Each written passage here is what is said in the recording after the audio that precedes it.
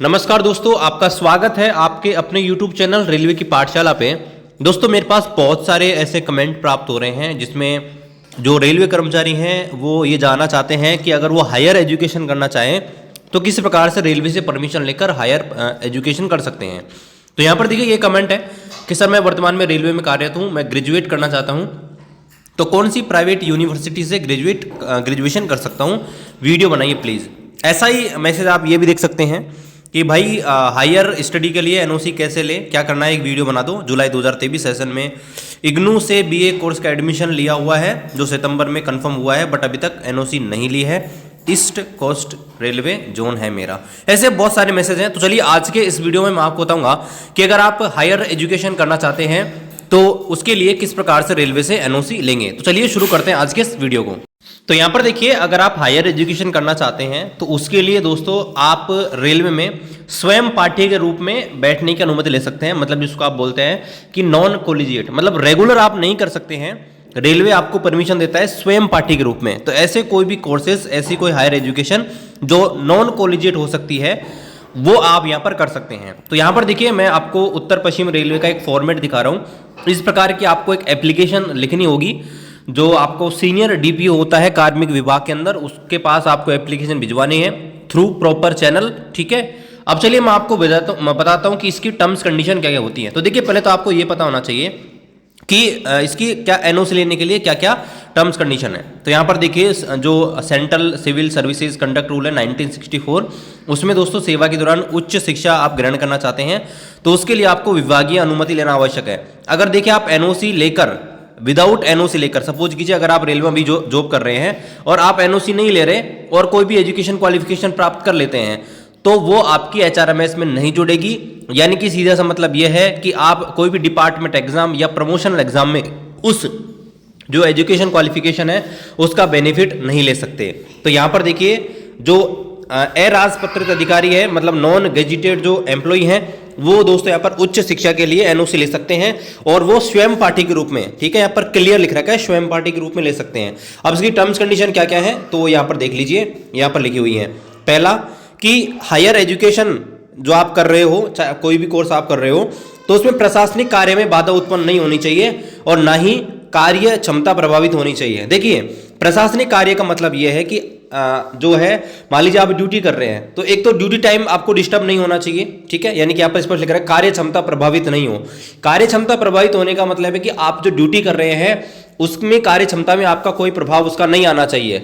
ऐसा नहीं है कि आप हमेशा कि मैं तो पढ़ रहा हूं, मैं अपनी ड्यूटी नहीं करूंगा, या कोई भी आपको प्रॉब्लम हो सकती है तो उससे आपका जो है जॉब जो उस पर इफेक्ट नहीं होना चाहिए। यानी कि आप ड्यूटी है अपनी पूरी ईमानदारी से करते रहिए। और प्रशासनिक कार्य का मतलब वही हो गया कि भाई जैसे आप रेलवे में भर्ती हुए हो तो यहाँ पर ये हो सकता है कि आप जो है जब आप एनओसी के लिए अप्लाई करेंगे तो एनओसी रिजेक्ट की जा सकती है, क्योंकि देखिए हो सकता है कि आपका रिलीवर नहीं मिले, आपको एग्जाम देने के लिए कैंडिडेट आपके बदले में जो ड्यूटी करने के लिए कैंडिडेट होना चाहिए तो हो सकता है वो नहीं मिले। तो प्रशासनिक कार्य आपका बाधित नहीं होना चाहिए रेलवे का, अदरवाइज आपको जो है एनओसी नहीं दी जाएगी। ठीक है, दूसरा यहाँ पर बता रखा है कि प्रार्थी द्वारा शिक्षण संस्थान में कार्यालय समय में उपस्थिति नहीं दी जा सकती और ना ही शिक्षण संस्थानों की कक्षाएं में उपस्थित हो सकते हैं। यानी कि देखिए अगर आप मान लीजिए कोई भी कोर्स कर रहे हैं स्वयं पाठी के रूप में तो उसकी क्लासेस वगैरह जो है वो भी आप ले सकते हैं, लेकिन इसमें बता रखा है कि आपका जो ड्यूटी टाइम है यानी कि जो कार्यालय समय है उसमें आप क्लासेस नहीं ले सकते। हो सकता है कि आप जो बाहर से कोई भी है ऑफलाइन या ऑनलाइन क्लासेस लेना चाहें तो उसके ले सकते हैं, लेकिन ड्यूटी हावर के दौरान लेना यहाँ पर अलाउड नहीं है। ठीक है, और ना ही शिक्षण संस्थाओं में कक्षाओं में उपस्थित हो सकते हैं, ये भी आपको ध्यान रखना है। आगे बता रखा है कि प्रशासनिक आवश्यकताओं को प्राथमिकता देते हुए वांछित अवकाश पर निर्णय सक्षम अधिकारी द्वारा लिया जाएगा। देखिए जब आप एग्जाम देने जाएंगे तो वहां पर आपको छुट्टी भी चाहिए, तो यहाँ पर देखिए आपको छुट्टी है ना, वो प्रशासनिक आवश्यकताओं को भी देखना पड़ेगा।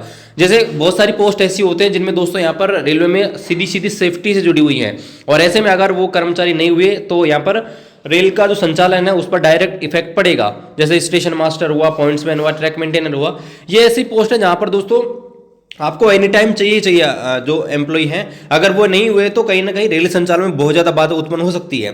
तो जो भी कंपोनेंट अथॉरिटी है आपको एनओसी देगी वो इस बात पर देखेगी कि उनकी जो प्रशासनिक आवश्यकताएं हैं वो पूरी हो रही है नहीं, यानी कि आपके बदले में और जो कैंडिडेट है वो अवेलेबल है नहीं, यानी कि जब आप एग्जाम देने जाओगे तो आपके बदले में ड्यूटी करने के लिए आदमी भी चाहिए, तो वो उनका पूरा सिस्टम वो देखेंगे। इसके अलावा बता रखा है कि उक्त परीक्षा में सम्मिलित होने के लिए कर्मचारी को स्वयं का अवकाश लेना पड़ेगा, यानी कि अगर आप एग्जाम देने जाते हो तो आपको खुद की छुट्टी लेनी पड़ेगी, रेलवे आपको कोई छुट्टी नहीं देगी, और अवकाश स्वीकृति के लिए प्रशासन बाध्य नहीं होगा। और देखिए आप ये भी नहीं कह सकते रेलवे से कि भाई मेरे को छुट्टी दो ही दो, मेरी एग्जाम है, यानी कि आप जो आपकी छुट्टी है, छुट्टी सैंक्शन के लिए आप रेलवे को फोर्स नहीं कर सकते, ठीक है, प्रशासन को बाध्य नहीं कर सकते।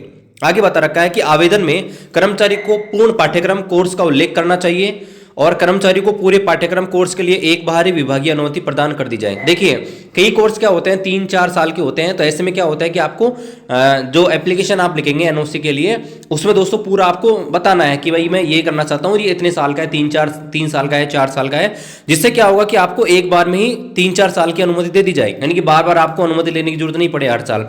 तो कर्मचारी को पूरे पाठ्यक्रम और कोर्स के लिए हर साल आवेदन करने की जरूरत नहीं है, सिर्फ एक बार ले लेंगे तो आपका वो पूरे एंटायर कोर्स के लिए मान्य हो जाएगा।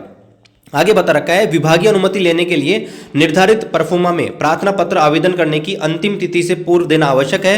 अंतिम तिथि के पश्चात दी गई प्रार्थना पर विभागीय अनुमति लेने के लिए प्रशासन बाध्य नहीं होगा।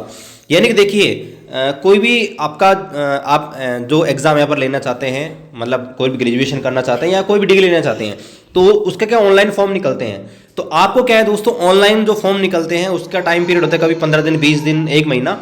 तो लास्ट डेट जो होती है उससे पहले ही दोस्तों आप इसके लिए अप्लाई कर दें। बाद में जो है अगर आप लास्ट डेट से बाद में करेंगे तो जरूर नहीं है कि आपको विभागीय अनुमति यानी कि एनओसी मिले ही मिले। बिना विभागीय अनुमति प्राप्त किए हुए शैक्षणिक योग्यता जो आप प्राप्त कर लेते हो उसको सेवा रिकॉर्ड में इंद्राज नहीं किया जाता है और ना ही विभागीय परीक्षाओं की पात्रता के लिए इस पर दावा किया जाएगा। यानी कि मान लीजिए आपने एनओसी नहीं ली, आईटीआई कर लिया या ऐसा कोई कोर्स कर लिया जो आपके डिपार्टमेंट एग्जाम में काम आए, ठीक है, ग्रेजुएशन आपने कर ली तो ग्रेजुएशन आपके डिपार्टमेंट एग्जाम में काम आ सकती है, प्रमोशन में काम आ सकती है। अगर आप एनओसी नहीं लेते हैं तो दोस्तों वो आपकी सर्विस रिकॉर्ड में ऐड नहीं होगी। आगे दोस्तों बता रखा है कि केवल निर्धारित प्रोफार्मा में विस्तृत जानकारी के साथ पूर्ण भरे हुए अधीनस्थ द्वारा अग्रेसित आवेदन पर विचार किया जाएगा। अपूर्ण तथा सीधे प्राप्त आवेदन पर विचार नहीं किया जाएगा। यानी कि आप कोई भी जो एनओसी का फॉर्मेट देने वाले हो वो आपके इंचार्ज से साइन करवा के या आपको थ्रू प्रॉपर चैनल भिजवाना है जो आपका पर्सनल डिपार्टमेंट है उसके अंदर। ऐसा नहीं है कि आपने खुद ने एप्लीकेशन लिखी और डायरेक्ट लेके चले गए सीनियर डीओपीओ के पास कि ये सर मेरी एप्लीकेशन है। तो दोस्तों यहाँ पर लिखा गया है कि उन पर विचार नहीं किया जाएगा। आपको एक फॉर्मेट के अंदर प्रॉपर लिखना है और आपके इंचार्ज से फॉरवर्ड करा के उसको लेके जाना है। अब देखिए फॉर्मेट क्या रहा, ये इस प्रकार का फॉर्मेट है। देखिए ये फॉर्मेट भी है, आप सिंपल एप्लीकेशन में लिख सकते हैं, लेकिन इस चीज़ का आपको पूरा ध्यान रखना है, ठीक है। तो यहाँ पर आप लिख देंगे सेवा में श्रीमान मंडल रेल प्रबंधक डीआरएम स्थापना के नाम से लिख सकते हैं, डीआरएम एस्टेब्लिशमेंट या सीनियर डीपीओ के नाम से लिख देंगे, दोनों में एक ही बात है। और यहाँ पर देखिए जो भी आपका डिवीजन है, ठीक है, उसको आप लिखेंगे और विषय में आएगा उच्च शिक्षा या उच्च अध्ययन हेतु विभागीय अनुमति लेने के संदर्भ में। यहाँ पर आएगा देखिए कि आप किस पोस्ट पर कार्य कर रहे हैं, आपका नाम क्या, आपकी बेसिक डिटेल यहाँ पर लिखा, जैसे आपका नाम लिखना है इधर, ठीक है, इधर आपका पदनाम यानी ट्रैकमैन, पॉइंट्समैन, स्टेशन मास्टर, जो भी आप है वो लिख देंगे। कौन से लेवल में है, लेवल 1 2 3 4। अधीन का मतलब है कि यहाँ पर आपका इंचार्ज जो है, मान लीजिए आप ट्रैक मेंटेनर हैं तो वहाँ पर आप एसएससी के अधीन आते हो। अगर आप पॉइंट्समैन हैं तो आप जो है आपका एसएस के अंतर्गत आते हो, तो एसएस / स्टेशन का नाम इस प्रकार लिख देंगे।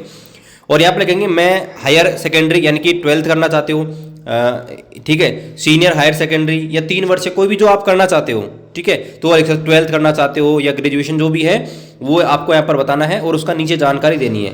जैसे यहाँ पर देखिए और भी डिटेल यहाँ पर है जो आपको यहाँ पर देनी पड़ेगी। देखिए पहला कर्मचारी का नाम लिखना है, पिता का नाम लिखना है, एचआरएमएस आईडी, पदनाम लिखना है, पे मैट्रिक्स वही आ जाएगा, लेवल 1 जो भी है आपका, कार्यस्थल कहाँ पे आपकी पोस्टिंग है, किस स्टेशन पर, वहाँ आप बताएंगे, नियुक्ति तिथि क्या है यानी कि डेट ऑफ ज्वाइनिंग, ठीक है। आगे लिख रखा है कि नियुक्ति से पूर्व प्राप्त की शैक्षणिक योग्यता, यानी कि आपने नियुक्ति से पहले कौन कौन सी शैक्षणिक योग्यताएं प्राप्त कर रखी हैं। सपोज कीजिए ज्वाइनिंग टाइम तक आप 12th पास है और अब आप ग्रेजुएशन करना चाहते हैं तो बता देंगे मैंने 12th पास यहाँ पर कर रखी है। नियुक्ति के पश्चात प्राप्त की शैक्षणिक योग्यता, ठीक है, अंक तालिका संलग्न है और यहाँ पर विभागीय अनुमति ली है नहीं, ठीक है, ये यहाँ पर आपको बताना है। अब देखिए ये जरूर नहीं है कि आप भरें, नीचे आप आएंगे तो ये अपने लिए इंपॉर्टेंट है, जिसके लिए आपको अनुमति चाहिए उसका आपको यहाँ पर बताना है। ये देखिए अगर आपने पहले कोई एनओसी लिया ना उसके बारे में ये जानकारी आपको देनी है यहाँ पे, ठीक है। अगर आपने कोई पहले भी एनओसी लिया ना उसके बारे में आपको यहाँ पर बताना है। अगर आपने नहीं लिया तो आप लिख देंगे नॉट एप्लीकेबल, ठीक है। अब नीचे आएंगे तो नीचे बहुत इंपॉर्टेंट चीज़ है वो ये रही दोस्तों कि जो आप एनओसी लेना चाहते हैं उसकी जानकारी यहाँ पर देनी है। देखिए पहला कौन सा बोर्ड है उसको कंडक्ट करवा रहा है। सपोज कीजिए आप ग्रेजुएशन यहाँ पर कर रहे हैं तो ग्रेजुएशन जो है यूनिवर्सिटी कंडक्ट करवाई कोई सी, तो उस यूनिवर्सिटी का नाम लिख दें, जैसे राजस्थान यूनिवर्सिटी हो गई, ठीक है। कक्षा, डिग्री या कोर्स का नाम आप क्या करना चाहते हैं तो लिख देंगे ग्रेजुएशन करना चाहते हैं तो ग्रेजुएशन लिख सकते हैं, ठीक है। और ग्रेजुएशन में आप साथ में क्या करना चाहते हैं, ग्रेजुएशन में भी आप साथ में लिखेंगे बीए, बीएससी, बीकॉम जो भी करना चाहते हैं वो आप लिखेंगे। इसके अलावा पाठ्यक्रम की अवधि 3 साल का है, 4 साल का जो भी आप होगा वो यहाँ पर मेंशन करेंगे। सत्र आरंभ होने का वर्ष, यानी कि आपकी जो ये डिग्री है वो कब से शुरू होने वाली है उसके बारे में आप बताएंगे। किस प्रकार से आप यहाँ पर करेंगे, नियमित करेंगे, स्वयं पाठी करेंगे या पत्राचार, ठीक है। तो यहाँ पर ये रेगुलर है, ये आपका नॉन कॉलेजिएट है, ये पत्रकार डिस्टेंस वाला है शायद ये। तो यहाँ लिख देंगे किस प्रकार का आपको चाहिए। आवेदन भरने की अंतिम तिथि, यानी कि लास्ट डेट क्या थी ये जो एजुकेशन क्वालिफिकेशन है उसकी। और इस प्रकार का जो फॉर्मेट है इसको आपको साइन करना है, आपका जो इंचार्ज है वो यहाँ पर सील लगाएगा, साइन करेगा और इसको दोस्तों आपको भिजवाना है सीनियर डीपीओ के पास।